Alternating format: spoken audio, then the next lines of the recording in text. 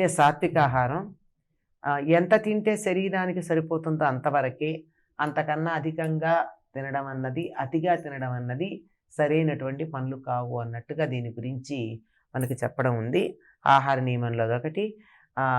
ఈ వ్రతం చేసేటటువంటి వారు మొదటి 15 రోజుల్లోనూ అమ్మవారు మేము తినము, పాలు నెయ్యి తినమంది అన్నది కదా, అందుకని వాటితో చేసినటువంటి నివేదనలు పెద్దగా దేవుడికి నివేదించకపోవడం, తాము కూడా అది స్వీకరించుకోకుండా ఉండడం అన్నది కనపడుతూ ఉంటుంది.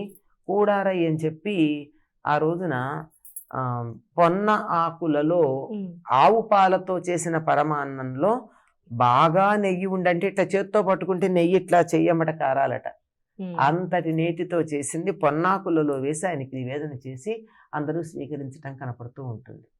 ఇది ప్రధానంగా సాత్వికాహారం తీసుకోవడం. ఇంకా గోదాదేవి చెప్పినటువంటి నియమంలో ఒకటి ఏమిటంటే ఒక్క పూటే భోజనం చేయడం, నేల మీద పడుకోవడం. ఇవి ఆవిడ చెప్పిన నియమాలు. ఎంతమంది పాటించగలిగితే, ఎంతవరకు పాటించగలిగితే అంతవరకు పాటించటం. కానీ మితాహారం సాత్వికాహారం అన్నది ఎవరైనా పాటించదగిందే కదా.